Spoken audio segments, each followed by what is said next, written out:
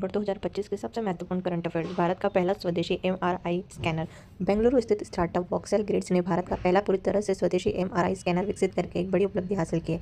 इसे महाराष्ट्र के Chandrapur cancer care foundation में स्थापित किया गया। यह स्कैनर पारंपरिक मशीनों की तुलना में 40% सस्ता है और इसमें लिक्विड हीलियम का उपयोग नहीं किया जाता है, जिससे इसकी मेंटेनेंस काफ़ी कम हो जाती है। राजधानी मुंबई। 150वां हरिवल्लभ संगीत सम्मेलन। जालंधर पंजाब में स्थित श्री देवी तालाब मंदिर में दुनिया के सबसे पुराने हिंदुस्तानी शास्त्रीय संगीत का उत्सव 150वें हरिवल्लभ संगीत सम्मेलन का आयोजन किया गया है। इस ऐतिहासिक वर्ष में यह उत्सव गुरु तेग बहादुर जी के 350वें शहादत दिवस और महान गायक पंडित छन्नूलाल मिश्रा की स्मृति को समर्पित है। इस सम्मेलन में भारतीय संस्कृति विरासत को अक्षुण्ण रखने में महत्वपूर्ण भूमिका निभाई है। राजधानी चंडीगढ़। राष्ट्रपति द्रौपदी मुर्मू की आईएनएस वागीर यात्रा। भारत की राष्ट्रपति द्रौपदी मुर्मू ने कर्नाटक के कारवार नौसेना बेस से आईएनएस वागीर पनडुब्बी में यात्रा कर इतिहास रच दिया है। यह पूर्व राष्ट्रपति डॉक्टर एपीजे अब्दुल कलाम के बाद पनडुब्बी में समुद्र के नीचे यात्रा करने वाली देश की दूसरी राष्ट्रपति बन गई है। ये यात्रा भारत की समुद्री सुरक्षा और नौसैनिक शक्ति के प्रति उनके विश्वास को दर्शाती है। राजधानी Bengaluru, Karnataka. Gujarat.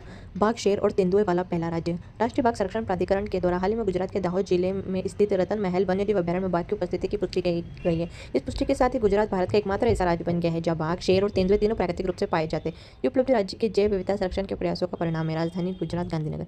72वीं senior national volleyball championship. Uttar Pradesh के वाराणसी में जनवरी 2026 में 72वीं सीनियर नेशनल वॉलीबॉल चैंपियनशिप का आयोजन डॉक्टर पूर्णानंद स्पोर्ट्स स्टेडियम में किया जाएगा। इस आयोजन के लिए 2 विशेष शुभांकर जारी किए गए। नंदू, जो भगवान शिव जी की नंदी से प्रेरित, और नीरा, जो गंगा डॉल्फिन का प्रतिनिधित्व करती है। यह आयोजन खेल संस्कृति को बढ़ावा देने का एक प्रमुख केंद्र बनेगा। राजधानी लखनऊ। हिमाचल प्रदेश की ग्रीन टू गोल्ड पहल। हिमाचल प्रदेश के मुख्यमंत्री सुखविंदर सिंह सुक्खू ने राज्य में औद्योगिक भांग की खेती को वैध और नियमित करने के लिए ग्रीन टू गोल्ड नामक नई नीति पेश की है। इसका उद्देश्य भांग की रेशों का उपयोग दवाओं, वस्त्र और जैव ईंधन के उत्पादन में करना है, ताकि राज्य की राजस्व आय और किसानों की आर्थिक स्थिति में सुधार हो सके। राजधानी शिमला। सुप्रीम कोर्ट के लिए 3 नए अतिरिक्त सॉलिसिटर जनरल। केंद्र सरकार ने सर्वोच्च न्यायालय में सरकार का प्रतिनिधित्व करने के लिए 3 नए अतिरिक्त सॉलिसिटर जनरल की नियुक्ति की। नियुक्त किए गए वकीलों में देवेंद्र पाल सिंह, कनका मेड़ाला, रविंद्र कुमार और अनिक कौशिक शामिल हैं।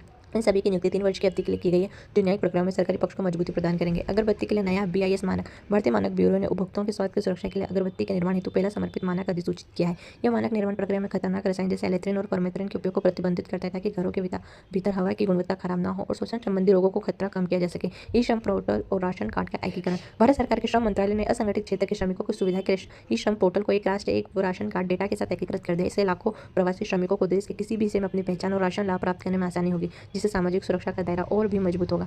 पीएम सूर्य घर मुफ्त बिजली योजना का विस्तार। प्रधानमंत्री सूर्य घर मुफ्त बिजली योजना के तहत 1 करोड़ परिवारों को प्रतिमाह 300 यूनिट तक मुफ्त बिजली देने का लक्ष्य रखा गया है। हाल ही में टाटा पावर जैसी प्रमुख कंपनियां इस योजना को जमीनी स्तर पर लागू करने के लिए विभिन्न बैंकों के साथ ऋण समझौते पर हस्ताक्षर किए, जिससे आम नागरिक आसानी से छतों पर सोलर पैनल लगवा सके। तो दोस्तों, अगर आपको मेरी वीडियो पसंद आई हो तो प्लीज़ लाइक कीजिए, सब्सक्राइब कीजिए और ऐसे मेरे चैनल को फॉलो कीजिए। Thank you.